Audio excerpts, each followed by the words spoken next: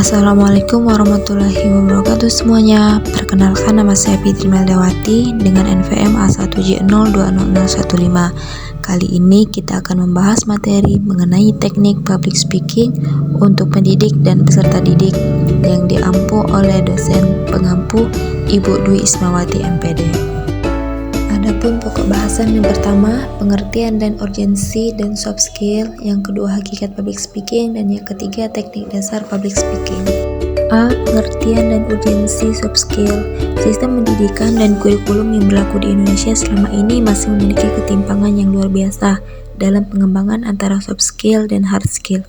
Walaupun kurikulum terus berubah dan kita sudah mengenal kurikulum berbasis kompetisi, KBK, dan KTSP. Namun, alokasi untuk mengembangkan soft skill hanya 10% saja, sedangkan 90% masih berorientasi kepada pengembangan hard skills. Dalam sebuah buku berjudul Lesson from the Top karangan Neff dan Citrin pada tahun 1999 mengungkapkan bahwa dalam survei yang dilakukan oleh penulis dalam sebuah forum yang dihadiri oleh 500 orang CEO perusahaan, LSM, rektor dan dekan, terungkap bahwa ada 10 rahasia sukses 50 orang terkaya dan tersukses di dunia. Dari 10 rahasia itu tidak ada satupun yang merupakan bagian dari hard skill. Semuanya adalah bagian dari soft skill. Bagian soft skill diantaranya yang pertama semangat atau gairah, yang kedua kemampuan berkomunikasi, yang ketiga motivasi dan energi, yang keempat kemampuan berpikir analitis, kemudian dukungan keluarga, pengalaman, serta sikap positif dan fokus perkataan dan pikiran yang benar. Terkait dengan soft skill, bagi guru, Elvindri dan kawan-kawan mengatakan bahwa menjadi guru dan pendidik butuh persyaratan yang banyak. Jika dihubungkan dengan ketentuan dalam UUD nomor 14 tahun 2005, di sana menegaskan bahwa guru harus memenuhi 4 kompetisi yang jika dibagi 2 secara umum meliputi hard skills kompetisi, yaitu kompetisi pedagogik dan kompetisi profesional, dan soft skill kompetisi. Sehubungan dengan soft skill, ada 2 hal yang perlu juga menjadi perhatian. Yang pertama, kewibawaan atau high touch. Yang kedua, penguasaan teknologi dalam pembelajaran atau high touch. Menurut Rama Yulis, esensi kewibawaan dibangun oleh beberapa hal, yaitu pertama pengakuan, kedua kasih sayang, ketiga kelembutan, keempat penguatan, kelima tindakan tegas yang mendidik, dan terakhir yang dapat mendidik. Jenis-jenis soft skill dicontohkan secara umum dibagi ke dalam 2 kategori, yaitu kemampuan intrapersonal atau kemampuan yang mampu mengatur dirinya sendiri, seperti tanggung jawab, pengendalian diri, integritas, dan kepercayaan diri. Dan kategori yang kedua, kemampuan interpersonal atau kemampuan untuk bersosialisasi, seperti kemampuan beradaptasi dengan orang lain, berbagi ilmu dengan orang lain, negosiasi, bekerja dalam tim, dan kemampuan memimpin. Untuk aspek kesadaran diri meliputi 1. Kepercayaan diri, 2. Kemampuan untuk melakukan penilaian diri, ketiga pembawaan, dan yang terakhir kemampuan mengendalikan emosional. Sedangkan untuk aspek kemampuan diri meliputi yang pertama upaya peningkatan diri, yang kedua kontrol diri dapat dipercaya, yang ketiga dapat mengelola waktu dan kekuatan, dan yang terakhir konsisten. Kemampuan sosial atau social skill untuk aspek kesadaran sosial meliputi kemampuan kesadaran politik, pengembangan aspek-aspek yang lain, dan yang terakhir berorientasi untuk melayani. Sedangkan untuk aspek kemampuan sosial menurut Marzuki 2015 meliputi yang pertama kemampuan memimpi, yang kedua mempunyai pengaruh, yang ketiga dapat berkomunikasi, yang keempat mampu mengelola konflik, yang kelima kooperatif dengan siapapun, 6 dapat bekerja sama dengan tim, dan yang terakhir bersinergi. Jadi, dapat disimpulkan dari beberapa pengertian di atas bahwa secara ringkas dan jelas, soft skill adalah seperangkat kemampuan atau keterampilan selain keterampilan teknis dan akademis atau disebut hard skill yang dimiliki oleh seorang untuk mampu mengelola dirinya sendiri, intrapersonal skill, maupun untuk berinteraksi dengan orang lain, interpersonal. 1. Penanaman soft skill dalam pembelajaran. Soft skill sebenarnya dimiliki oleh setiap orang, tetapi dalam jumlah dan kadar yang berbeda-beda. Atribut tersebut dapat berubah jika yang bersangkutan mau mengubahnya. Atribut ini juga dapat ditanamkan menjadi karakter seseorang. Bagaimana menanamkan atau mengembangkannya, tidak lain tidak bukan haruslah diasah dan dipraktekkan oleh setiap individu yang belajar atau ingin menanamkannya. Salah satu ajang yang cukup baik untuk menanamkan soft skill adalah melalui pembelajaran dengan segala aktivitasnya dan lembaga kepeserta didikan. Berdasarkan data yang diadopsi dari Harvard School of Business, kemampuan dan keterampilan diberikan di bangku pelajaran, 90% adalah kemampuan teknis dan sisanya soft skill. Padahal yang nantinya diperlukan untuk menghadapi dunia kerja yaitu 15% kemampuan hard skill.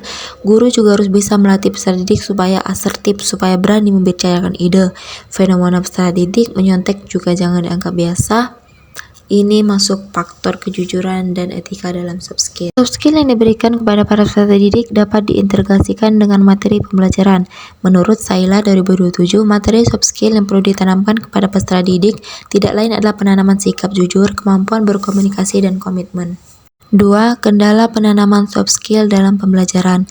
Dalam penanaman soft skill, peserta didik dalam pembelajaran tidaklah mudah, karena dalam hal ini peserta didik memiliki karakter yang berbeda. Tidak itu saja, ketika guru belum begitu paham apa itu soft skill, ini bisa menjadi salah satu kendala penanaman soft skill. Tenaga pengajar yang kurang memahami karakter peserta didik, kurang teliti terhadap masalah yang dialami oleh peserta didik, serta banyaknya peserta didik, sehingga pantauan terhadap peserta didik berkurang. Hal ini menjadi kendala dikarenakan dalam menanamkan soft skill seharusnya guru lebih memahami karakter. 3. Solusi penanaman soft skill dalam pembelajaran. Pembelajaran, adapun upaya-upaya yang dilakukan untuk mengatasi kendala dalam menanamkan soft skill peserta didik dengan cara memberikan contoh nyata secara nyata yang dapat dilakukan oleh B. Hakikat public speaking.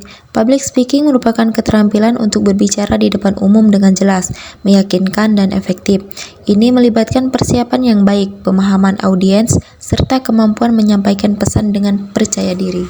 1. Pengertian public speaking. Public speaking adalah proses menyampaikan informasi atau pesan secara lisan kepada khalayak umum. Hakikatnya melibatkan kemampuan berbicara dengan jelas, meyakinkan, dan efektif untuk mempengaruhi atau menyampaikan informasi kepada audiens dengan tujuan tertentu. Pengertian hakikat public speaking menurut para ahli. Menurut Dale Chernich menyatakan bahwa public speaking adalah seni untuk berbicara dengan orang lain dengan cara yang membuat mereka ingin mendengar atau berbicara.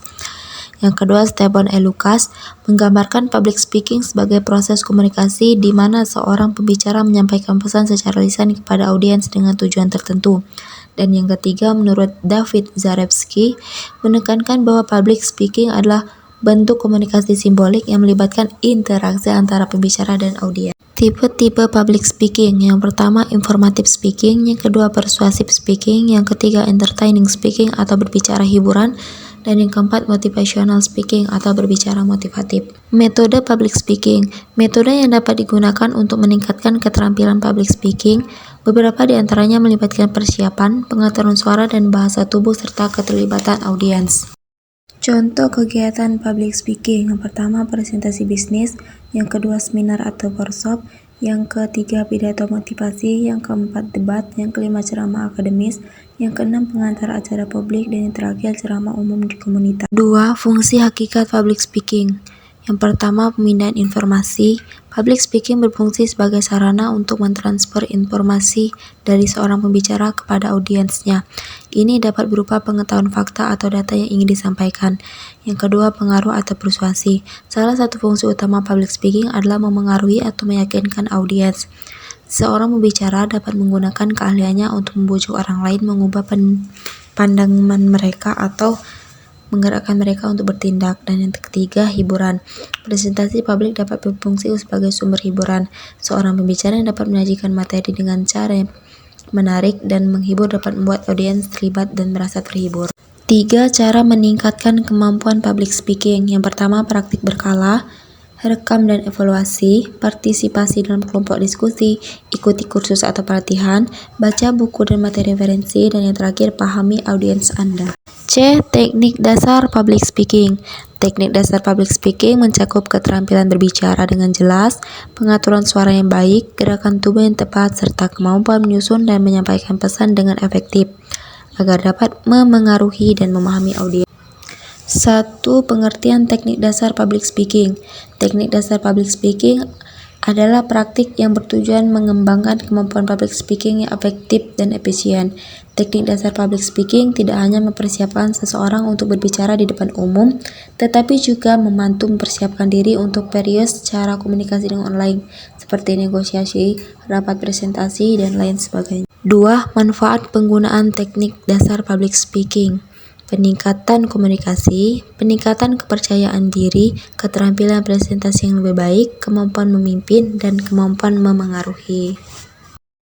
Teknik dasar public speaking. Yang pertama persiapan, yang kedua perorganisasian, yang ketiga bahasa tubuh, yang keempat suara atau intonasi, dan yang terakhir kontak mata.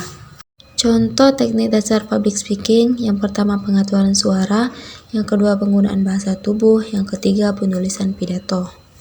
Ciri-ciri teknik dasar public speaking. Yang pertama, jelas dan terstruktur. 2. Kontrol suara dan intonasi. 3. Kepahaman materi. 4. Ekspresi tubuh yang mendukung. 5. Kontak mata yang konsisten.